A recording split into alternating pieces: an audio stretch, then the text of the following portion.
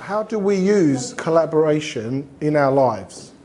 Okay, this is what I want to instill in these sessions now in London, is giving and engaging in the tools of collaboration. It's like when you go out into your life, who here's got challenges, opportunities in life, personal, business, projects, money, health?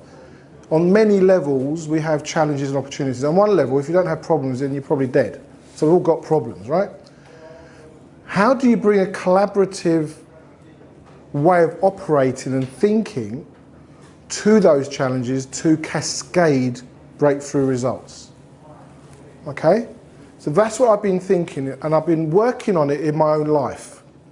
Something I shared at the last masterclass at Surrey on, was that last Thursday? God, it was only last Thursday. And I think there was a lot of, I think what I shared with Paul and yourself and the way we deconstructed it got me thinking about how things start going. There was a thing we used to say when I was in the fire and flood industry: if a job starts well, it goes well. If it starts bad, it kind of tends to go bad and gets worse and worse and worse. If things start off well, they tend to get better and better. Or if things start going off, they kind of start to go off in that direction. The other thing I want to instill in this session is we're finding new language to discuss and share BeCollaboration with people. I think we've talked about community, we've talked about alignment, we've talked about contributing and creating a learning for ourselves, self-organised learning. You know, who got value from Rihanna's session today? Fantastic value, right? Andrew's piece on freedom, right? Very unscripted. Obviously we've done this in a way before, but we're creating something new. So there is a co-creative element. So by being in the seat you're in today, you are contributing to the learning, the collective learning within the community. You know, in many ways, in the way you take away the thinking, the way you apply it to your opportunities and challenges, but also how it's accumulating in language and it's accumulating in culture in the community. You know, there's a way that people are in these meetings that is just so attractive, and you know, like just the way both Andrew and Rihanna today, I was sitting there with pride that there's a real commitment to offer something, to uncover, to make a difference to people. You know, and I think that's something we should all be proud of, that we're creating that value together. By videoing these sections, we can share them with people anywhere in the world. You know, there's people that are probably, you know, if I look at how many views we've had on our YouTube channels, we've had thousands of views. Thousands. The majority of our content up until now has been, a lot of it has actually been unlisted for internal use. But more of it is now going to be used for external use, to show the world, look what's going on in this collaborative space, in this collaborative community that people are generating for themselves. And I'm really passionate about this, leaving your legacy, right? Is really what are you and what are we going to contribute to the planet? If I'm going to distill down collaboration, for me, that's what it is. Now, we may create some innovative projects. We may make some money. We may do this, we may do that. We may solve issues in our families. But what are we going to do to, you put something up about forwarding. I didn't read it. Forwardship. But I think what I'm getting about, I haven't read the article yet, knowing you, but what are we doing to forward the survival of the species and the thriving of this species? And that sounds very broad for a lot of people, but when I say the species, it could be the people in your family. They are part of the species, even in Terry's household. Debatable though, right? So leaving your legacy isn't this kind of grand kind of, well, it is grand, but it's also really pragmatic. You know, because if you pop today, there will be something you've left behind. You have left something. What are you going to leave? And I've been having conversations with Ben, very brief, really. It was over, Thursday at Surrey, and yesterday we had a really brief conversation. And I've been thinking about life and death and what is a life? What is a life? Even when we talk about money, that's not our life, is it? Paying off our mortgage or being financially free or making $1 million or going down with nothing. How many people here that had very poor parents? Some of you maybe had wealthy parents. What did they leave? You want to make a difference? You want to impact the quality of life? You've got to confront something. What are people going to think about you, and who are you for those people? And that's what I want to, that's the essence of collaboration. But like any tool, like a chisel or a hammer or a, what's that thing you cut wood? Saw. What are you going to make with the tools? That's your expression.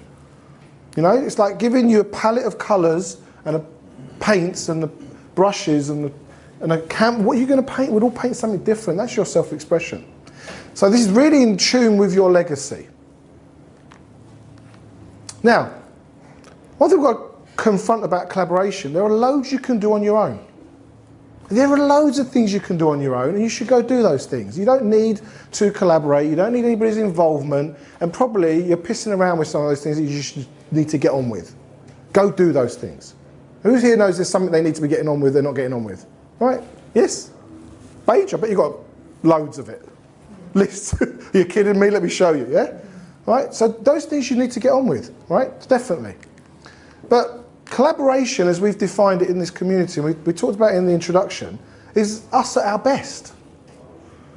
With the sun out and the wind behind us, and on a good day when we're really feeling confident and we know who we are, and we're out there to make that difference.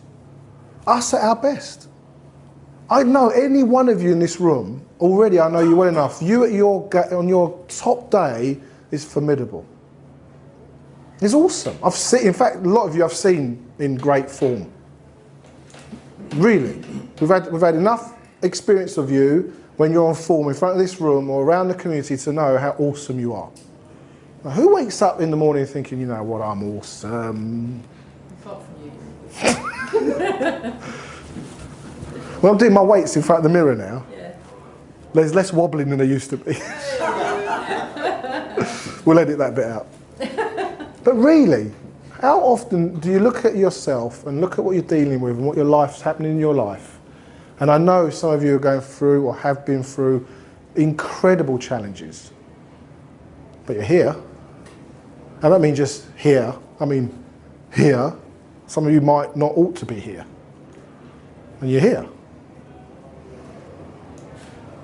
I was sharing about one of my friends the other day to someone, and I said what he's been through, if it was me, I'd be dead by now. It's like incredible. I don't feel, I would say, I'm very well, you know, very well, no, what was it I said last one? I was watching November's things, I edited, put it up, and I said, so I've never had a nosebleed, I've never had a broken nose, I've never had any stitches, and then Colin Newley says, it could be arranged.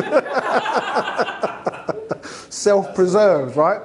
But I know there's people in this room, and there's people within our community who have been through, you know, not just physical ordeals, but emotional life ordeals. You know, so you at your best, that's my invitation, you on your top form. And the way we've identified collaboration in this community is an endeavour with 3 or more people that produces something of value that makes a difference to all involved that otherwise would not exist. So the outcome of collaboration is that we get something that didn't exist. You couldn't have done it on your own, David.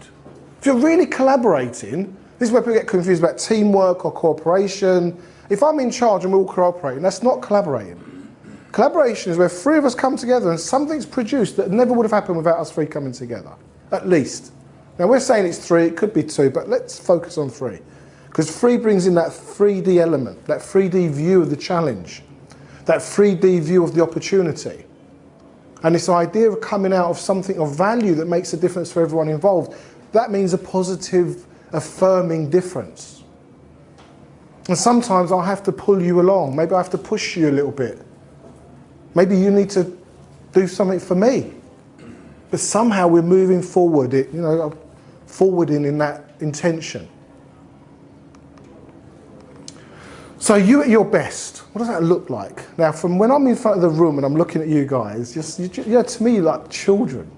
You know, even though you've got a big beard there, I can see the child, the willingness to explore again, to fall in love again, to have that wonder. What would childhood have been without it, as we say in the Vision and Mission? And I was going through pictures, right? And I found this picture of Vanessa. Who here knows Vanessa? right? Now, one thing that, you know, there's so many things I could say about Vanessa, right? But this picture really stood out for me of her. There she is, fully engaged, fully present, taking the most out of the meeting. And look behind her. In fact, I found 3 or 4 pictures of the lady behind who's spent the whole time going like this. And I think she left, I don't even know who she is. So in life, we get out of things what we want to pull out, what we draw out. You squeeze me, was it squeeze and you get orange juice, right? Are you squeezing to get the juice out of every moment? Are you listening for that gold? Are you listening for what was created today that you're going to implement? Because I'm telling you, there was enough value in what we've already had today to shift your life in areas that are important to you, right? Already, banked it. Money, freedom. But in collaboration, drawing the value out, there's a duty. In fact, I was having a conversation with Ben yesterday. You don't mind me saying this, Ben? Well, maybe you will, but maybe you won't. But you're going to say it anyway. I'm going to say, so get on with it. Yeah. I said to Ben about what he does. Actually, you really moved me about what you do. It struck a chord. I said to Ben, you have a duty to get this out to more people. Do you mind if I just say what you do? So Ben is a celebrant and he helps people in transition, he helps the families and he helps sum up a life at a funeral and then supports those families through that period. I think that is incredible. I just think about it how do you sum up a life? What would they say about Jill Tiny? Would you call it a celebrant? Celebrant. Yeah. Anyone who hosts, facilitates or delivers a funeral is known as a celebrant, whether they're a minister or a non-minister or someone who is civil trained. I hear in that like a celebration of someone's life. Yes. Although not every funeral is a celebration of someone's life. No, if somebody's died very young, for instance, or in tragic circumstances. Or the way in which the service is put together. I can tell you stories you don't want to hear. We do that. Maybe we do. Well, we do now. So my challenge to you, as my challenge to Ben was yesterday in our conversation, is actually, in fact, part of my marketing for Be Inspired a while back was it's your duty to identify and live from your genius. It's your duty to not only identify your genius, but to deliver it where it's going to make the difference. If your talent, your genius, your wonder, your way of looking at the world, your unique perspective impacts lives positively, it's your duty. Not like a duty like you've got a choice kind of duty. I'm not being all transformational. I'm saying you better get that out because this planet needs it. Level. That's what I'm talking about. Can I add something to that? Please. There's a perspective that says you would not have been given that talent, those skills, if the world didn't need it. Bingo. So for you, who are you not to shine? We know the rhetoric around this, right? But who are you not to? Marianne Williams. Yeah. Who are you not to shine? You playing small doesn't serve anybody.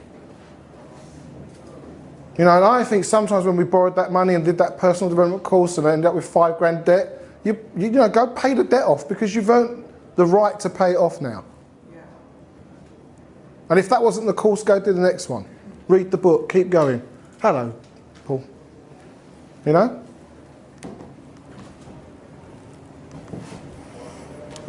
So, I've just listed some challenges and opportunities. Anybody there that can identify with any of these? That are important to them right now, that they see that their talent or their genius or what they can offer, where it can make a difference.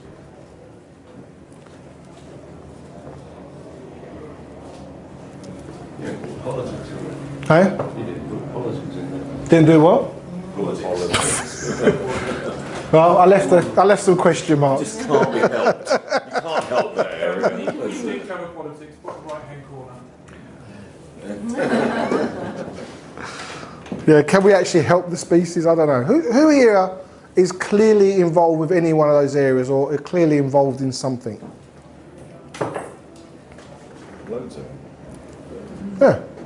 So I want to talk about how we make an exponential, I've called it a cascade, the talk is called Cascading Collaboration, or Cascade, still a working title, but something around cascade and expanding the outcome in collaboration, like whatever it is we want to point it at. Family, money, profession, personal development, whatever it is.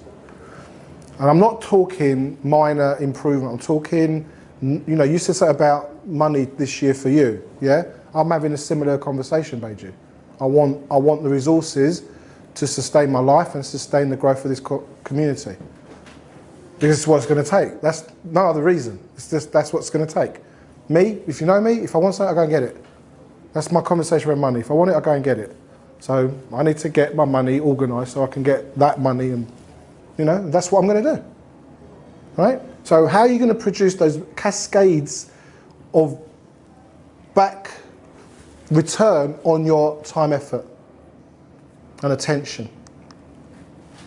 So cascade, this is the definition of cascade, but there's really one line I'm mainly interested in, is a process whereby something, typically information or knowledge, is successively passed on. The greater the number of people who are well briefed, the wider the cascade effect.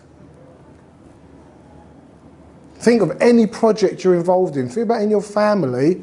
The more informed, the more in tune, the more aligned, even if we look at what we uncovered with freedom, the more we're able to make those differences. And my answer to anybody at the moment around life challenges, business growth, is you've got to get the other people around you to pull in. And you've got to work to pull in an outcome that serves everybody. You know, fear, scarcity, competition says, well, screw that lot, I'm going to go and do it myself. We talked about fear. And it has a certain effect on us, and it brings survival. Survival. I don't want to survive, just survive anymore. Listen, our primary aim on this planet is to survive, but we want more. Who wants more than that? That's why you're here, right? One of the reasons, I would assert. So this notion of as things get worse, they get worse and worse and worse. Who here can get that? Who here has had that experience maybe in the last year? And it's just got worse and worse. It's like it's cascaded and it's compounded. Right? Who here has got anything? Anyone would like to share anything? Ben?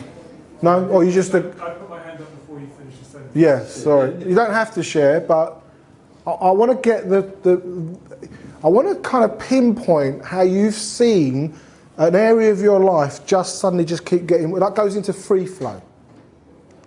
It's like Paul's systemic wounds, isn't it? Yeah, yeah. Well, it is and it isn't, because we're, you know, yeah. Yes and no. So I am volunteering this time. Go on then. Framing it. So I've always had two sides to my nature. One side that knows an answer and another side that's completely muddled. Completely muddled has managed to maintain most of the circumstance for most of my life. And different times of extreme pain have pointed towards dealing with that, and I've avoided doing that. Circumstances back in October meant that I needed to face that, and I began to. And it was very dark. The result of that is I am not the same as I was because I broke through various different bits, which includes the thing of I'm used to working on my own, but I work well as part of a collaborative team on a part-time basis. So, but I can see that now, whereas before I used to avoid it. So it's that thing of I'm back in a difficult position. But again, that's part of why I'm here today, because it's breaking out of the bit that will keep me frozen stuff away in my office at home where I cannot afford to be. So it's that circumstances push me in a particular direction, and when I stop paying attention to the circumstances, the situation becomes worse, which then refocuses me either on the pain or on doing something about it. So it's that thing of I either hit the brick wall or I do something with it. So there's, interestingly, the conversation I had with Andrew, if I may pick up where we were, at Durham University. Yeah, for future. Okay, I'll pick. Okay. When it snowed at Durham, there was a hill, and at the bottom of the hill, there was either a brick wall or a bridge. A brick wall or a bridge? Brick wall or a bridge, depending on where you ended up. So you start at the top of the slope on a dining tray, hoping you go halfway across the bridge, but often if you do it right, you hit the brick wall. And that's actually a metaphor for some of what goes on in my world, and it could be a metaphor for what you've got up there. I will be going down, helter-skelter down a hill. Somehow or other, I've always managed to just about miss the brick wall, but I've often been in that position, the white knuckle right, but I have denied it and just felt the pain. But what has happened as a result of that, acknowledging that, I can now say, yes, it's horrible, but I can now see the consequences, and therefore I've got a better place from which to be able to start the recovery and the reversal of what's happened. Thank you for sharing that, Ben. You can sympathise with that, or you can kind of internalise that for yourselves, right? What about when we're in these cascades and we're heading down? Because cascade, actually, one definition is water falling. But when we're in these cascades, it kind of just seems to be getting worse and worse and worse. What about the impact on the people around us? What about the impact on the people around you? It's been terribly uncomfortable, if I use the understatement. Yeah. It's been very difficult in my personal relationship. And would that be, who would that be? Would that be your family, your friend? My other half and my main supporter, which would be my dad. Yeah. It's been very difficult. Yeah. It was both my parents and my mum were still alive because they could see what I couldn't see. Mm. They could see that I was troubled, but I couldn't see it Mm. because I couldn't see it. It's like I didn't know that I didn't know. Yes. Yes, And exactly. I'm someone who's actually pretty self-aware, and I'm quite good with working Yeah. with other people, but I was blind Yeah. to my own blind spot. Well, that's exactly it, isn't it? And we're all blind to our own blind spot. And who's going to look out for your blind spot other than your community, the people around you? You know, in this community, what I've experienced this last year for me, which I hadn't experienced really until June, July last year, as some of you will know, in my own version of that, was the community conversation for me to pull through it. Even if it was a tap on the shoulder and you're all right, mate. Or I think someone sent me Jerry sent me an email on probably about the worst point. It was what I've defined as the turning point, was he sent me an email and he said, well, you made a difference to me. You know, the starfish. And it just made me like, okay, I can turn from here. And it was loads of taps forward, all different people at different points in this community. In collaboration, looking out for each other. There are people in this room going through some huge challenges, are well on that roller coaster.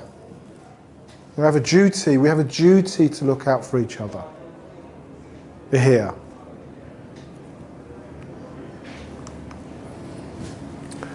There's a Turkish saying, Hezaradan ne zaman dönersen kar var. You might want a translation of that. But at any point you turn from loss, there's gain. You can turn it today, right now, sitting in the seat. Whatever you've got as a challenge or as a real awful part of your life right now, or something that's not giving you the results you want, you can turn it on a dime. And in fact, where'd it go? No, I actually found what I do now, Jill, when I find pennies on the floor, I pick them up. You can turn it on a dime. In language, you can turn it on a dime. And I'm going to say that this is fertile ground. So when you say something in this community, people are going to go, I'll hold you to that, David Sherman. I'll hold you to that, Ben. Paul, you want that? And everything we do is making an impact. Everything we do is making a difference. But the intensity and the level of is what something that you might want to work on. So turning that cascade from in the vision and mission we wrote 5 years ago, Going back to systemic win, I wrote win, win, win. Now, I know it's not the way it's articulated in systemic win, but I think they're the same things.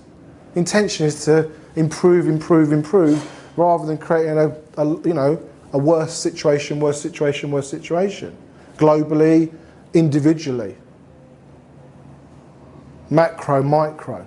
One of my biggest frustrations about personal development work, which I've been heavily involved with, is they're all talking about surviving the current paradigm. No one's really saying, let's transform the paradigm. They'll tell you how to make more money, how to be more efficient, how to get complete with your mum and dad. But who's talking about transforming the big picture? There are people talking about it, but not necessarily in the personal development world. So I'm calling it cascade. And it's a choice. Cascading your collaborative intention, you could call it, is it like in bets, you parlay the bet? You let it ride and let it ride, and it kind of does that compounded. You know when the Big Bang happened and suddenly you had nothing, suddenly you had mass, they call that inflation. This filling up inflation is bringing inflation, cascade thinking to a situation that you want to impact. That's collaboration, that's collaborative thinking. Because now you're thinking about the elements and the resources and the people around you, the players in the game, and how you utilise that to pull the outcome that's going to make a difference in a way that works for everybody. And I've recently had a family challenge that's been going on for the best part of 8 years that got pretty much in principle resolved last week. And I just flipped it, and I said to my wife, I'm sure there's a way we can all come out smelling of roses. And in the fear, scarcity, competition paradigm, I was right. I was right. I was legally right, ethically right, morally right, but it didn't fit, it didn't sit right. You know what I mean? You could be right, as in correct, but it still doesn't work.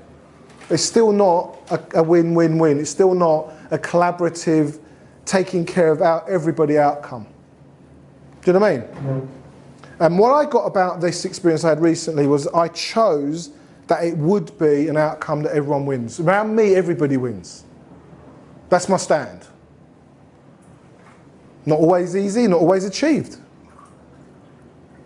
But that's what I'm working towards. Something will happen before you get home, it will wind you up. Ask yourself, how can I bring an outcome that everybody wins? Rather than just mate wrong, I'm right, the usual response. And I'm seeing it around the community more and more. I'm seeing people sitting, talking, discussing, cascading the opportunities. I'm seeing people getting more involved. And if you're sitting there hiding out, or you're sitting there not sure what you can offer, or who am I to contribute, if you haven't been in front of this room yet, you need to be onto Jill. Get onto Jill and say, Jill, when are you going to schedule me? I want to be in front of the room, I want to make a difference. I want to do a core value. There's many of you here now have done core values, genius slots. And if you've done the same old talk, redesign something new to inspire you. This is a new talk for me. This is a new one, isn't it? You haven't heard this one like this before. Like, what can I bring that's going to make the next level of difference for our community? And it's challenging me. So I feel like I've said it a million times in a million ways. You know what I mean, don't you? You know what I mean? We've all done it, haven't we? And then suddenly there's something magical happens that it's like everybody on a sailboat and the wind just catches the sail and then suddenly we're off. Do you know what I mean? You've had that experience? Who's got similar experiences where you suddenly a momentum takes over that you're now passenger in your own creation? Like catching a wave when you're surfing. Catching a wave when you're surfing, brilliant. Who else has got an example? Who's had an experience like this? Flying a kite. Flying a kite, yeah, it suddenly goes woof, like that and it tenses up and you're almost like you're going to get lifted off the ground. Well, when you're 8 you do. I guess I had a little bit of that when I did the Master Your Money, because I had this idea, I started it, people were really interested. Oh, they're interested, really? I better do it then. Oh, yeah. And then we had the first session, I had the first ones sorted out, but I didn't know what I was going to put in the other 5 sessions, and it just people's what they took away inspired me, and I was just on this journey, and then I just had to complete it. So I was sort of developing. And suddenly it had its own momentum. Yeah. There comes a point that things you can't stop them anymore. I don't want to tempt fate here, but BeCollaboration is out of my hands now, personally. It's out of my hands. It's over to us as a community. It's up to you. It's your community. It's out. It's not down to me. You get that? People who find out about the community and join in, I don't even know who they are. And it's still early days for us. You know what they say? 10 years to become an overnight success. You know, 10 years, 3, 4 years, no, 5 years time, they'll go, God, that was, and you're like, yeah, you ain't had 10 years of Erkan. You know? And then I promise you this happens. You know it happens. I'm inviting you to be that it is that what happens. There's friction, frustration, and suddenly boom. You know, I asked David earlier on what's after the wall. When you get up to that wall and you look over, there's freedom and inside. I said, no, there's just loads more walls, right? Because the next breakthrough becomes your past. You know, that breakthrough becomes your past. Banked. Who here dines out on breakthroughs they had 4 years ago? But you don't even think about them anymore. No, because you're already looking at the next breakthrough. It's just the nature of it, I guess. But I'm promising you, in collaboration, this happens. This cascade, this whirl of attention starts to create a momentum.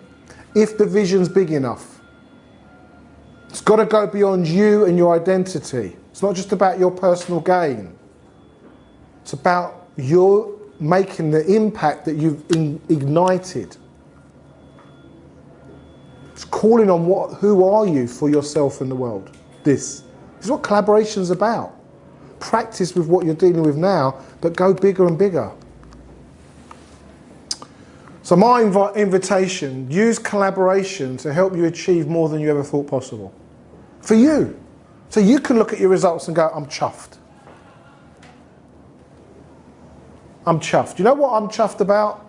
Every BeCollaboration meeting I've ever been to, I walk away going, wow, that was incredible. Usually the ones I weren't in front of the room. Not always. But you know what I mean? I'm chuffed when I see Andrew at the front of the room. Right? You know, you're known be known. I loved it. I loved it. It is a milestone in my life, Terry, to see you in front of the room venturing out in our community. I loved it. It was beautiful. We're proud of you, we're proud of ourselves, and we created it. Why? Because we said so. So what would it look like to achieve more than you ever thought possible? First of all, you've got to reach what you think is possible. Because you're not being that anything's possible or you can actually achieve it a lot of the time. We're frustrated with the wall. Was it? We've heard it, haven't we? The wall's there not to keep you out, but just to find out how badly you want it. Are you willing? I interviewed a race boss who runs a race team about 4 years ago. And he said, Erkan, I just kept headbutting the wall and bits of the brick kept on falling off. That's his style. You know, what's your style? How are you going to get around that wall? You know, we've heard it a million times. Throw your hat over the wall and go get the hat. Keep throwing the hat over. Be hatless. That's my invitation, that through collaboration you can achieve more than you ever thought possible. And I'm inviting you to work through and think about how cascading the situation and involving people in the responsibility of that, not just you. Don't be a victim, be an inspiration, be an igniter, a catalyst for what's possible. That's what collaboration is for me. That's my invitation. And I want to say thank you. How'd I do? Perfect. Bang on top.